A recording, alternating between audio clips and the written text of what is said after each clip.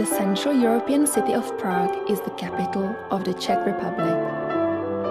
Prague began as a tiny settlement on the banks of the river Vltava over 1,000 years ago, and today is one of the world's great architectural jewels.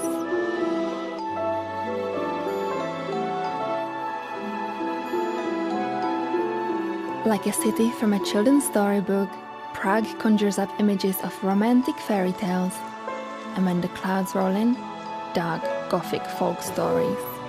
Yet it can be refreshingly modern too. Prague's cobblestone streets rarely follow a straight line.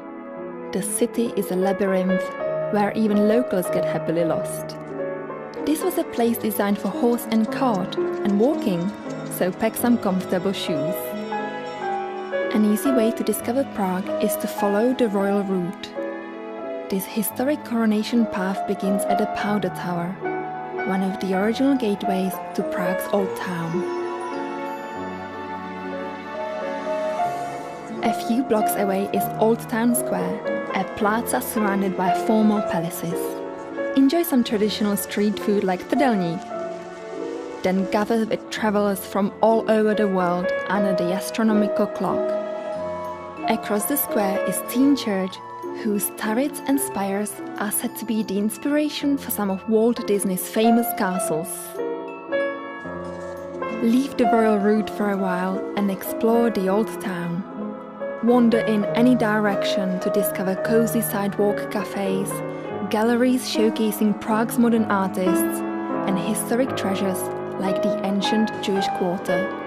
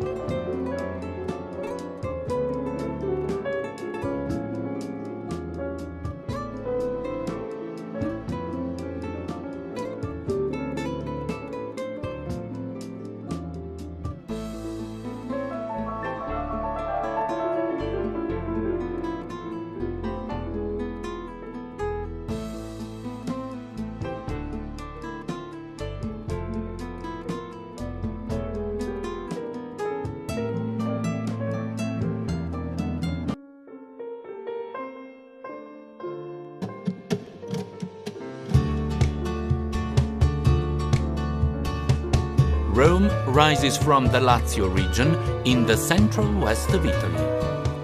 Cradled between the Apennine Mountains and the Tyrrhenian Sea, the city of 7 hills is home to almost 3 million people.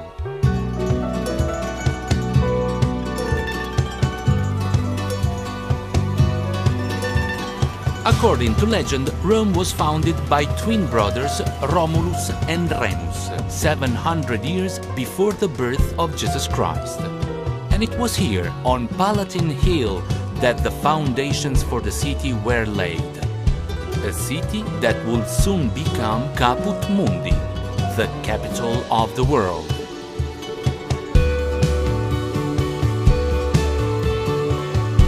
Below the birthplace of Rome lays the Roman Forum, the Foro Romano. Filled with temples, monuments and markets, the Forum was the center of public life in ancient Rome and the most celebrated meeting place in the world. When the Roman Empire fell in the 5th century, the Forum was reduced to a cow pasture. Ah, desolazione! But the 8 columns of the Temple of Saturn and the Arch of Septimius refused to crumble. In the 17th century, young European travelers came to Rome, searching for the roots of Western civilization. This hunger for Rome's antiquities led to their preservation, and still the travelers come from all corners of the globe. Surviving earthquakes and centuries of stone thieves, the Colosseum remains the most enduring symbol of ancient Rome. Across 4 centuries, tens of thousands gladiators, slaves and Christians died in a blaze of glory or martyrdom. On the nearby Arch of Constantine, an inscription bears the words, "Inspired by the Divine." The Pantheon was a place to worship all the gods, from Juno, the god of fertility, to Mars, the god of war. Step beneath the domed central oculus and stand in the same divine light that has bathed emperors, gladiators, merchants and travelers for almost 2 millennia. Once a stadium, today Piazza Navona is one of Europe's great squares. The thundering crowds and chariots have long faded, replaced by a trio of fountains, Baroque architectures, artists, and the aroma of Rome's best coffee. No Roman.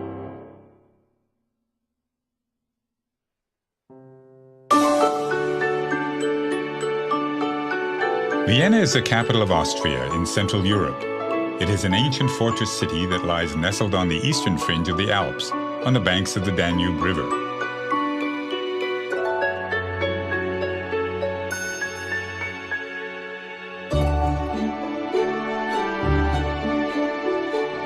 "100 years ago, this glittering city gave birth to an artistic and cultural revolution. It was a revolution that changed the future and forever secured Vienna's place as one of the world's great cities. Free thinking flourished in its cafes, and new ideas in music and philosophy became embedded in its cobblestones. Today, visitors flock to Vienna to experience a dynamic art culture, set amidst historic streets where Strauss waltzes echo. They come to drink coffee where some of the world's greatest thinkers such as Einstein and Freud spent time, and to enjoy some of the world's most magnificent artworks. Although there is an efficient public transport system here, the best way to really savor Vienna is slowly, on foot. Navigate the city by following the Ringstrasse, a wide boulevard around the downtown area, lined with extravagant palaces, galleries, museums, and elegant private homes. Many of Vienna's main attractions lie within the Ring, and Stephansplatz is at its very heart.